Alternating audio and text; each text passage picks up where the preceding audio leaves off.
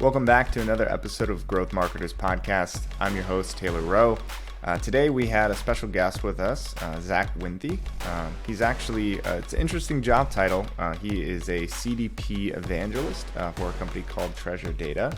I think it's something that every company should have, by the way, is an evangelist for their brand category, to really educate the market. That's our job as marketers, is to be able to educate our customers on our value and ultimately why they need to work with us and what kind of benefit we can have to their organization. So that's what he does full time. He shared a little bit about his role and what an evangelist means for an organization, how you can implement that into your organization.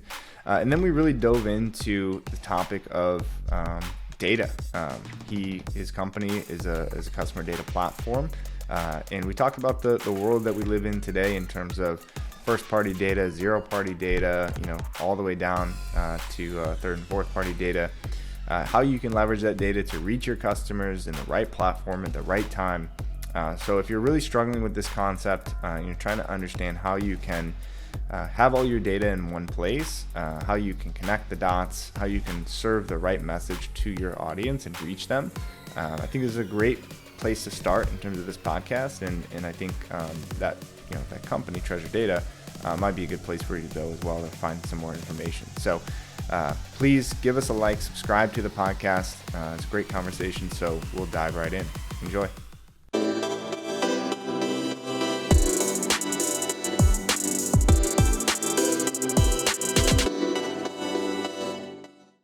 All right, welcome back, everybody. We have a special guest with us today on the Growth Marketers Podcast. Today we have Zach Wenthe, and his title and role is CDP evangelist at a company called Treasure Data. So, Zach, welcome. Thanks for joining us. First, let's unpack exactly what that role means. CDP evangelist. You don't see that title too often. Yeah. So, I sit in part of our marketing org, and my role as an evangelist is to talk about, the category, of CDP, customer data platforms.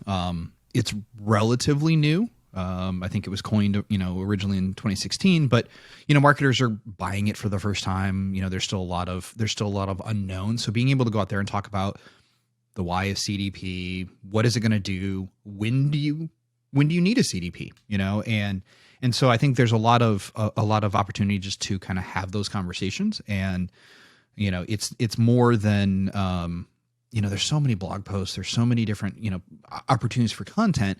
Having somebody out there focused on, telling stories, and, I go to trade shows, I do podcasts, I do webinars, I do, I speak on stage, whatever that is, with the goal of evangelizing what the category does, but also just to help marketers grow, right? A marketer is my end target audience. So it's also about just, kind of working with them, sharing that back within the org so that we can say, hey, this is what I'm hearing on the street. This is what's going on. I'm not tied to our sales org, though my goal is to help grow them. I'm more of an independent. I've been there. My background is marketing. So I can kind of speak from a point of authority in the space. Absolutely. And for all of our listeners, if you're not aware, CDP stands for Customer Data Platform, correct? Yes. Yep. Okay, perfect. So I want to talk a little bit more about this role of evangelists internally at organizations. You and I talked offline, but if you're a listener of the podcast and you've listened to any of our yearly annual predictions that we do in the marketing space, for the last couple of years, I've actually predicted that this role of brand evangelist was going to grow and was going to be a priority for a lot of organizations, particularly organizations that are focused on demand gen. Because if we look at, we're creating a new product category, our focus or our goal as marketers is to educate our market. And you ask yourself, what's the most effective way to do that? What does that look like in a perfect world? I think it'd be pretty easy to draw a line from that to, well, it'd be great if we if we could afford and we could justify somebody full time that's just focusing on being an evangelist for our organization and really for, in your case, a product category. You're really trying to push forward this awareness about CDP, and then ultimately simultaneously drive demand for your solution, right? And that's what our jobs are as marketers when we talk about demand gen. But if you have somebody focused on creating content, going to events, and just really growing the overall awareness of the product category, again, that's really what it would look like in a perfect world. And admittedly, I don't think the position has grown as fast as I thought it would. But tell me about, how you got into this role, how long you've been in this role, and what you've seen other organizations doing in terms of your peers or your counterparts at other organizations. Yeah. So great question. I mean, I think, my background, I started my career in marketing, and then I spent many years in consulting. So doing implementation, kind of sitting alongside marketers who are putting in some technology or doing some change management, running digital strategy programs. So, kind of really in the weeds in a lot of different ways, and a variety of industries and organizations. And so coming out of that, I'm able to take a lot of that knowledge and say, hey, I've seen it in CPG, I've seen it in retail, I've seen it in oil and gas. I mean, like sometimes the most random, companies and industries and, different things. And so being able to kind of distill all that knowledge down was a big driver in my consulting career. And then I moved over into the product world, ran, teams within pre-sales, doing demos and presentations and, kind of solutioning and stuff. And so all of those things kind of came together, and I kind of, like you, saw this opportunity, and I kind of see this idea of, that's great, but there needs to be somebody who's out there educating. Right. And so, that's really was when I came to Treasure Data. Actually, I pushed for, I sit in part of the marketing org. I sit in the product marketing world, right? So my job is around helping, enable internally, and now really enabling externally, and saying that this is a category, there's knowledge, we need to be able to go out and share that expertise, because as marketers are buying, a CDP for the first time, or, just really honestly trying to navigate the changes over the last 2 or 3 years, I think having somebody in their corner and kind of, at these events, and, we talk about, oh yeah, I've been there, I've done this, have you thought about this? Just, even beyond our brand, even beyond anything else, just, having that connection at at our organization, I think builds a lot of rapport. And I think that's a great opportunity for a lot of brands. But then beyond that, they're, having a subject matter expert, it's always great when you have your CMO out, or CEO out talking. And we have, I mean, that's still a huge, content area, but it's a very different schedule. It's a very different availability, right? Our CEO's got a much more important day job than me. And so I get to go out and do a lot of webinars and podcasts and be available. We do a lot of PR outreach, all these different things. And so having to be able to kind of jump in and own that narrative is a big part of the gap I fill. Yeah, and we talk with our clients all the time about owning their category in terms of the content and becoming a publication for their industry, essentially turning their website or their digital platforms into like the Wikipedia for their industry is kind of the term that we use a lot. And the pushback that, inevitably you get from a lot of organizations is we don't have the time, right? Or when we say, well, who could be the subject matter expert on this topic? They have it, right? They have an engineer internally, or they have the CMO, the CEO. Their best salesperson a lot of times is the one that's in the weeds on the front line that can have those conversations in depth. But like you mentioned, they're wearing so many hats. And, if you're talking about going to events, you're talking about doing webinars, you're talking about selling at scale, essentially, is what you're talking about. You're educating the market at scale. And the role of sales has changed over the last few years, and we're seeing a big shift, particularly in the way software, companies sell and tech companies sell. If you have a product that you can do some sort of a demo or something like that, the way that we as buyers are making decisions, marketing's job is kind of to educate the market, and sales role has shifted more towards just facilitating that sales process, right? So if you have your best salesperson essentially, and they can only have a finite number of conversations each day, and you take something like what we're doing now, that's infinitely scalable, right? If 1 million people watch this podcast, I don't think they will, but in theory, right, there's no limitation to our time in the way that we're creating content like this. So I see a huge shift in that happening. I think it's going to continue to happen that way, but I think it's something that's maybe invaluable, right, for most organizations, and it's hard to maybe even measure at this point. But if you're going to focus on trying to create a content engine at your organization, and you can afford to hire somebody that is just dedicated to doing that, is to educating the market and being an advocate for your customers and for your brand, I think it's a no-brainer. Yeah, and I think it's one of those things that people can you can grow into, right? I mean, I think having a dedicated resource, part of my role is enablement, externally to marketers, but I also do kind of the same thing internally, right? I work with our sales teams, our pre-sales orgs around telling the right story, connecting the features and benefits to the emotion that the marketer's feeling, creating those narratives, creating those pitch decks. And so I'm still creating content. It's just my audiences shift around from day to day. So I'll be writing a blog post, for an external thing, and then I'll turn and I'll work on a pitch deck and kind of refine so that the rest of our team can go out and tell that story. And so there's probably people in a lot of the orgs who are doing those kind of things. And so if you're not ready for an externally facing, get somebody who's not afraid of being on camera and not being afraid of creating some content, and just, empower them to do it. And you'll find, I think a lot of orgs are finding that brand advocacy or the evangelism or whatever, whatever version you kind of jump into is driving revenue. It's driving pipeline. It's driving engagement. Yeah, it definitely is. And the companies that have figured that out are the ones that are winning right now. And I think other brands are going to start to catch up and invest into that. But if you can, get that first mover advantage, then I definitely recommend it.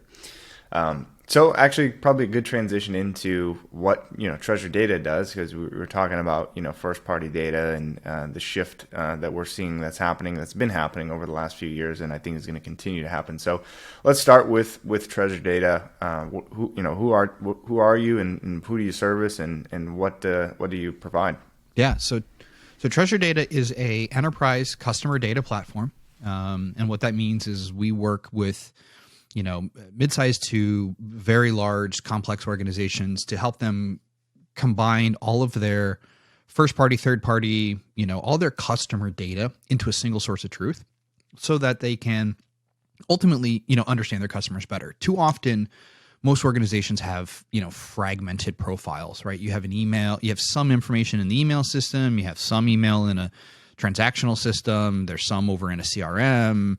And when you take that to a global organization, that problem just gets multiplied by, 10x, especially if there's multiple brands and, business units involved. And so being able to create that connected customer experience, which is ultimately what we enable our customers to do, is it only happens if you first have that foundation of like the full profile, right? And understand, because we've all been frustrated. We've all had that experience where, we bought something, we didn't get the email or whatever, and we call customer support and they have no idea who you are. They have no idea that you even made a purchase.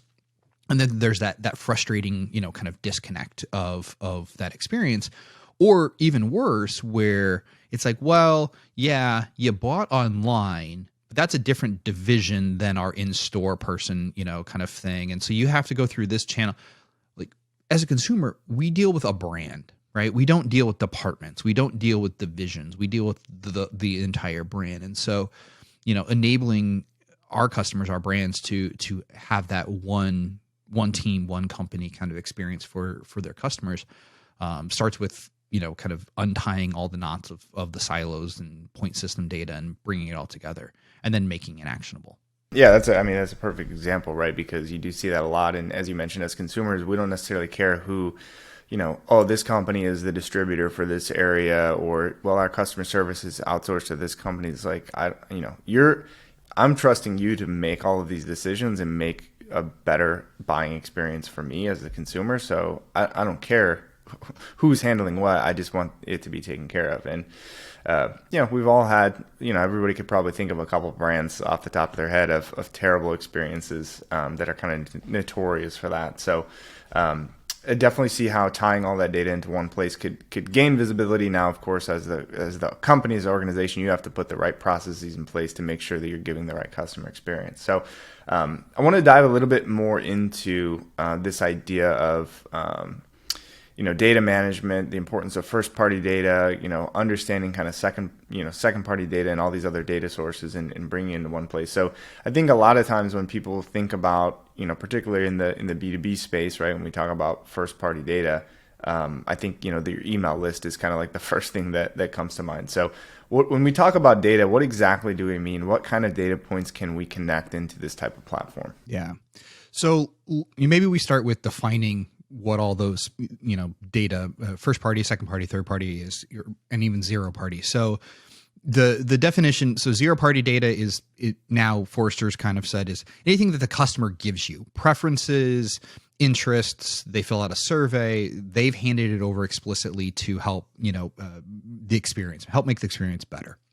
First party data is anything you collect in the, in business, right? So if somebody buys online, they put in their name, their address, their shipping information, that's all first party data.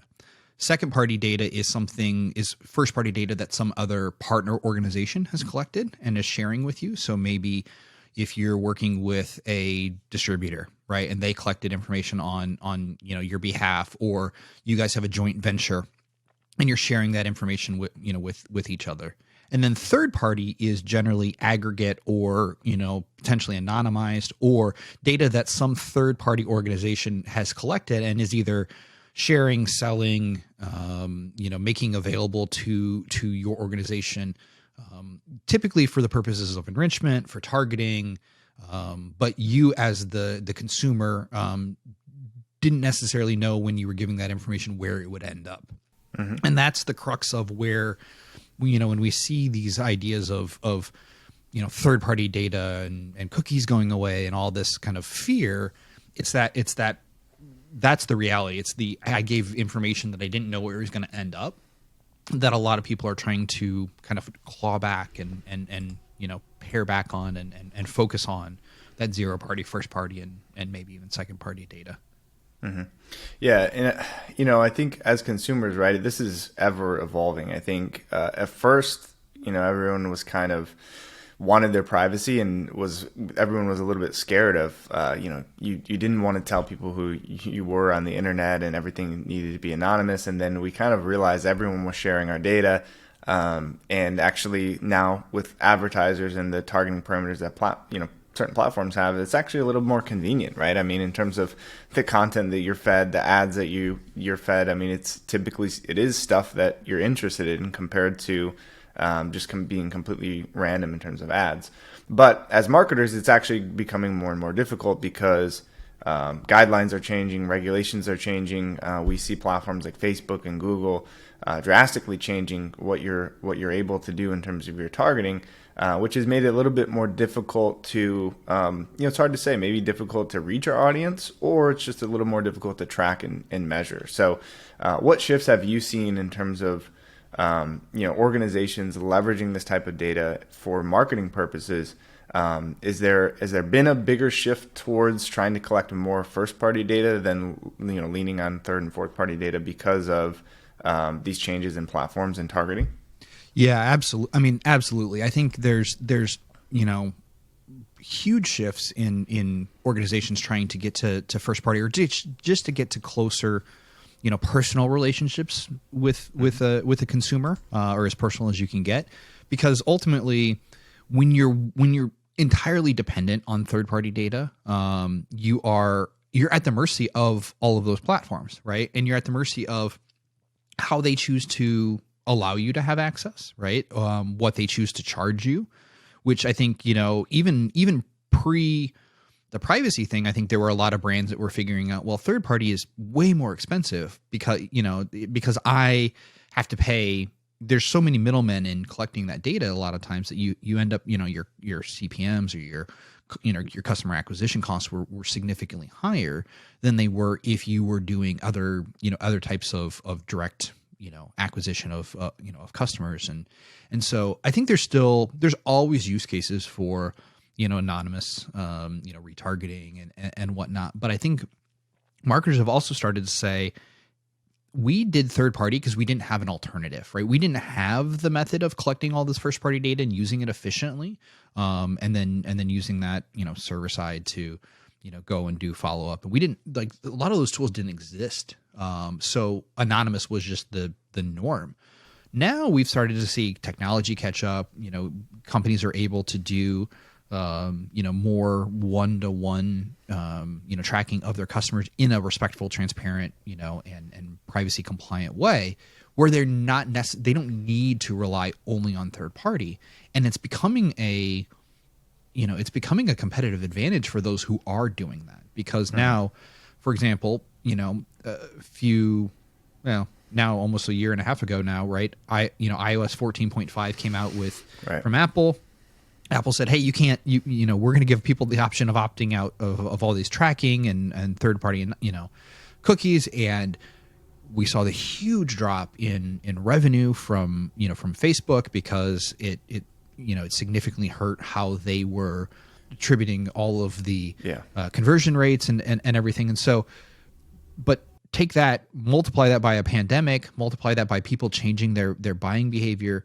For example, CPG is a great example of people who have adopted and kind of gotten really excited about first party data.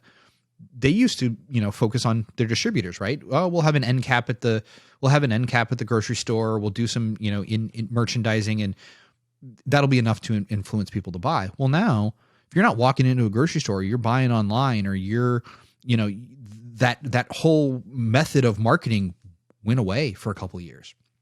And so we're starting to see them really start to shift and push, even if they don't own the transactional still in a lot of scenarios, they're trying to build that brand affinity and that connection so that they can influence those buying decisions before people pick up their phone and order their groceries in an app instead of, walking into a store.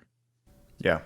That's a perfect example. And, CPG companies have done this historically in terms of like customer loyalty programs and those type of things, but never really had to focus on that, right? Because like you said, they could influence you at that key moment when you're actually putting stuff in your cart, which is a little bit more difficult to do now, right? If you're using Instacart or shopping online or whatever that may be. So yeah, I mean, again, you mentioned iOS 14. I mean, the thing is like, yes, consumer behavior changed, and yes, the attribution changed, but if you look back to what we're actually doing is like, were you still able to serve your ad to that audience? Like, was it still effective? That was a little bit unknown, right? We saw big changes in that attribution, and like you said, the ROI was maybe not there, but maybe the technology on the attribution just hadn't caught up yet. So, but that happened, a couple of years before that, right? Where Facebook, kind of got in trouble for the way they were being able to target people is a little bit too personalized. So, I think it's always going to evolve, but the thing that's not going to change is these platforms are going to continue to keep expanding. There's more and more platforms, there's more and more tools and technologies, and more data points. We're spending more of our time online across all these different devices, different channels. So as customers, consumers, whether you're B2B, B2C, there's so many different data points, and we need some way to organize this data and bring it all together. And from my understanding, I think that's kind of what your platform does, correct? The third party problem is, it's a problem. It's ad targeting and whatnot, but there are so many other opportunities, right? The goal is to build that, all marketers' goal is to kind of build a closer relationship with their customers, right? At the end of the day, because we know that helps drive, revenue, helps drive buying decision, brand affinity, whatnot. But now if I am, I'm navigating and I'm sitting, I've got a computer, I've got an iPhone, I've got a tablet, I've got all these different devices, and I still, as a consumer, set an expectation based on other brands that I deal with. When other brands are doing it, I expect everybody to do it, right? It's even subconsciously, even if it's not kind of a rational thought, you start to kind of create that little mental scorecard in your head when you're dealing with a brand, and you're like, oh, well, this is hard. I have to get my information 3 times. I have to, log into this system and log into that system, and they don't know who I am, and I've spent thousands of dollars. How dare they? Well, we eventually, if we're too far in the negative, right, we check out, and we're in an environment now, both economically, but just the world is such a smaller place. There's so much competition. There's so much opportunity to replace any brand. And I think that was already starting. The pandemic, I think, accelerated that concept in people's minds because when their favorite store wasn't available, they were like, well, okay, I've got to do something. And they're like, oh, this wasn't too bad. It wasn't as painful to shift and switch, right? So the switching cost became a lot easier in people's minds. And so I think the world now is in this mode where, hey, brand affinity is important, but I'm also, I want it to be easy. I want it to be convenient. I want it to be cost effective. And so people are more willing to make changes.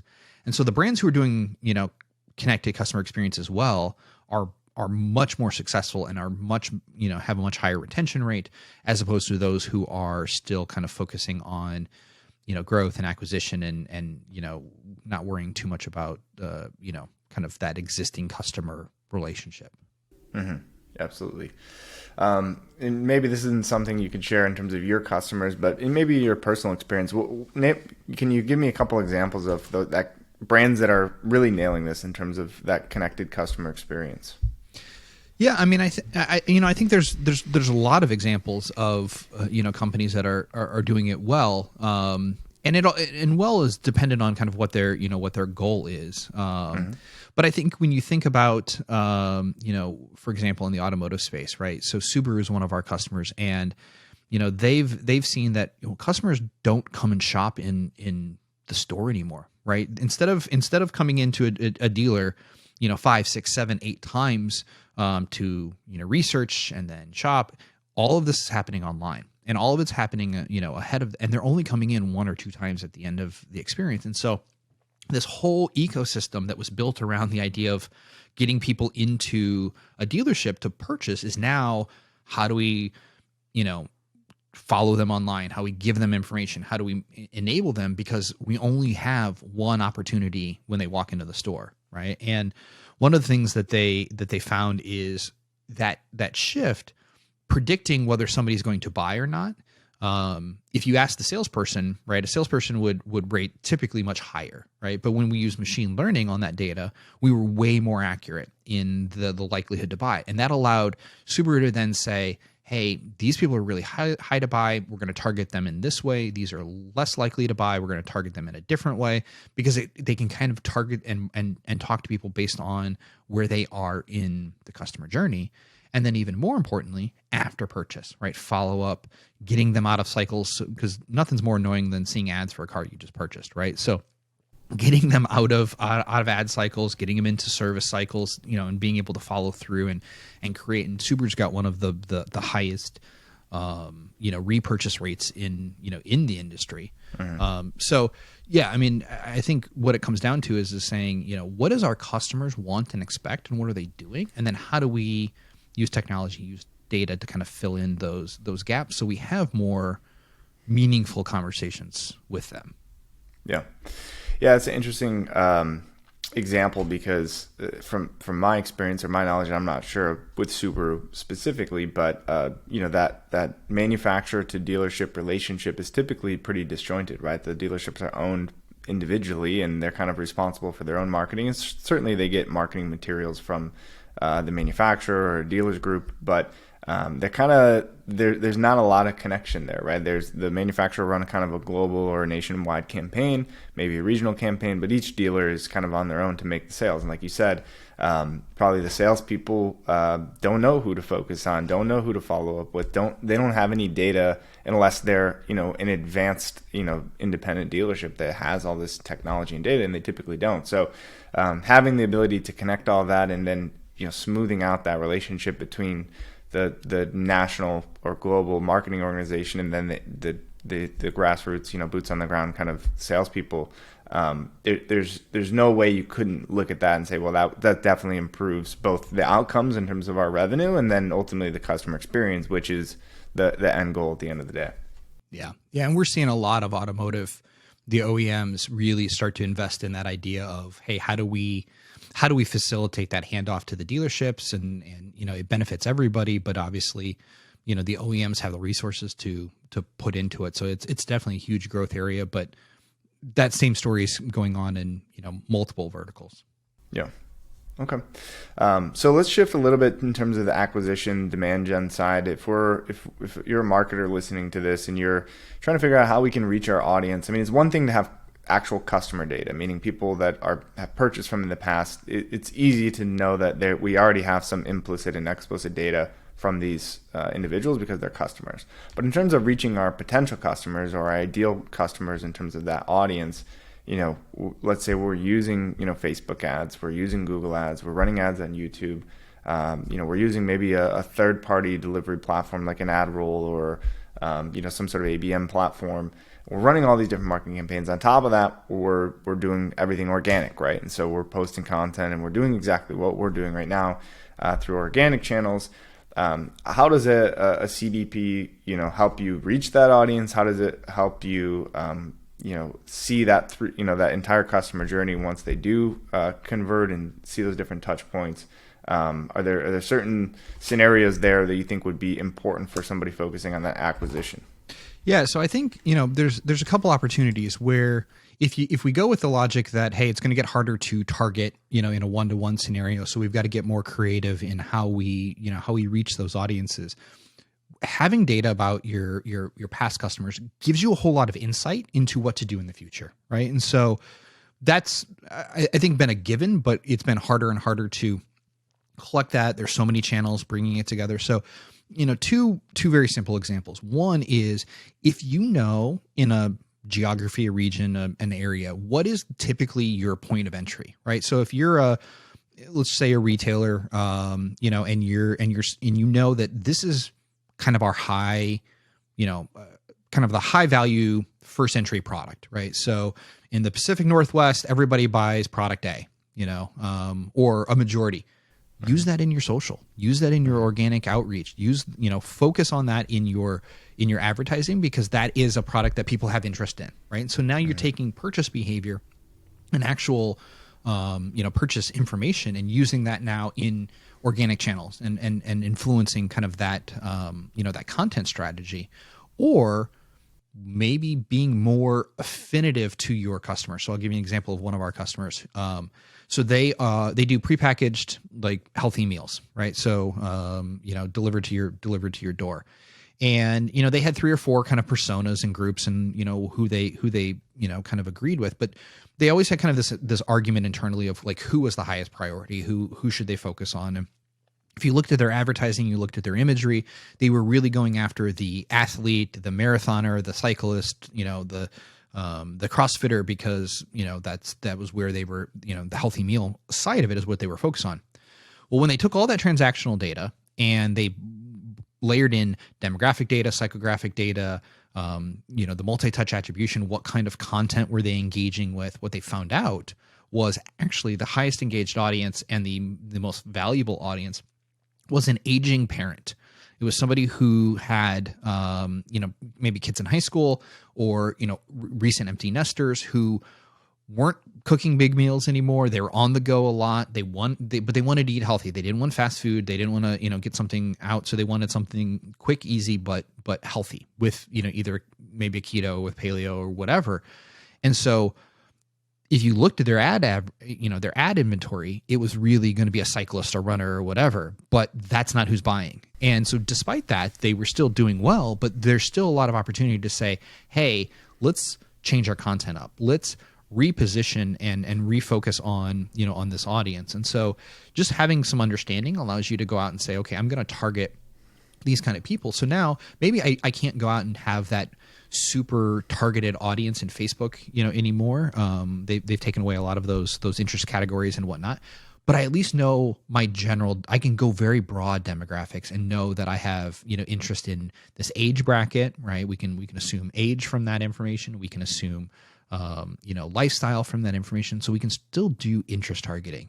And that is a huge, I think opportunity, because a lot of brands have found out that, interest and affinity kind of category targeting is just as effective as the one-to-one, kind of deep, very complex audience segments.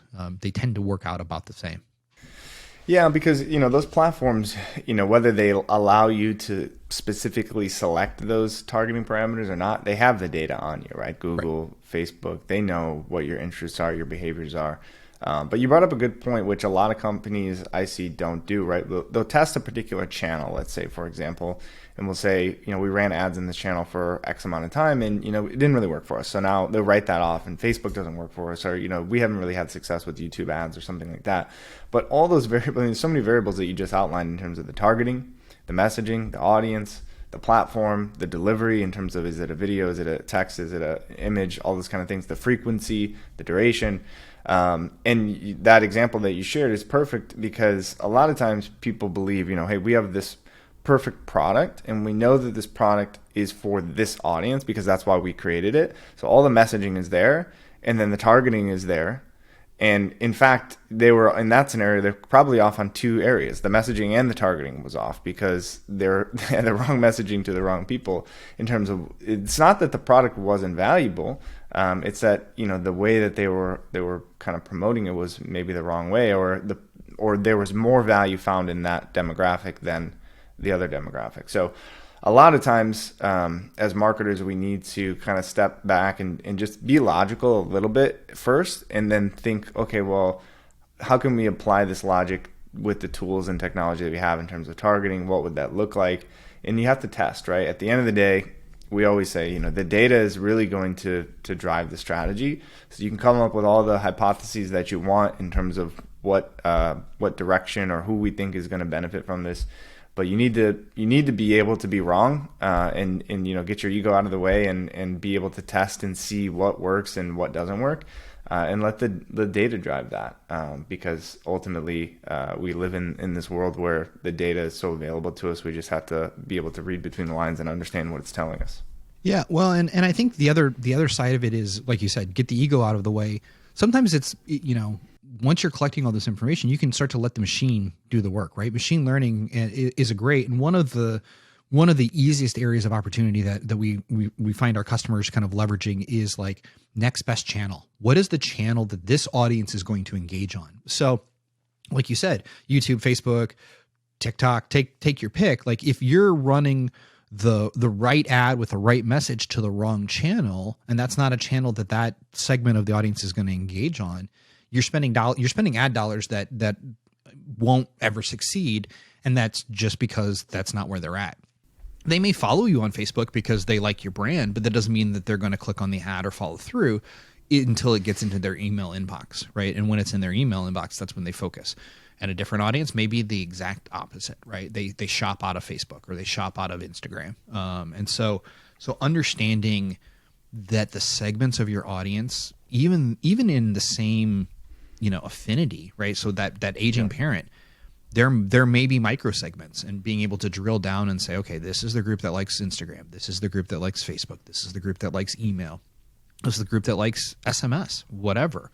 And being able to kind of micro target is a huge part of the customer data platform, because we make that data available to the marketer so they can start to run those ad hoc segments and tests and see, and rather than call their IT team and say, hey, can you try to pull some data together, and it takes 2 weeks and you kind of missed your deadline, right? It's now you have the data at your fingertips in your browser, and you can start to kind of play around and start to build data driven ideas.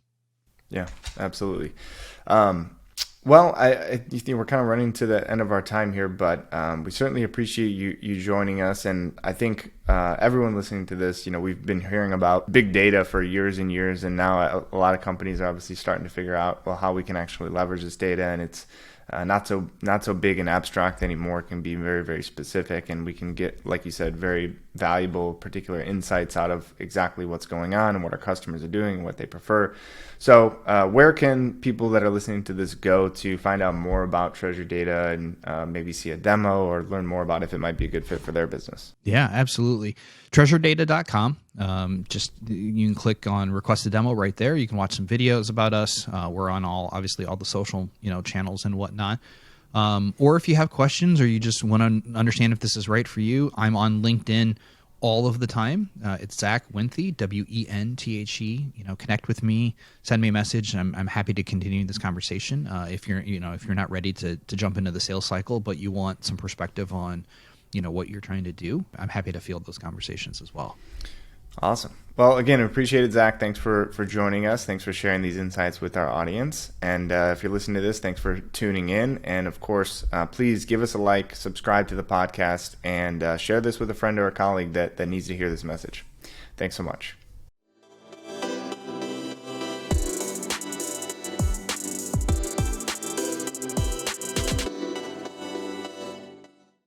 Growth Marketers is brought to you by One IMS, helping you reach new heights through integrated marketing. One world, one web, one IMS.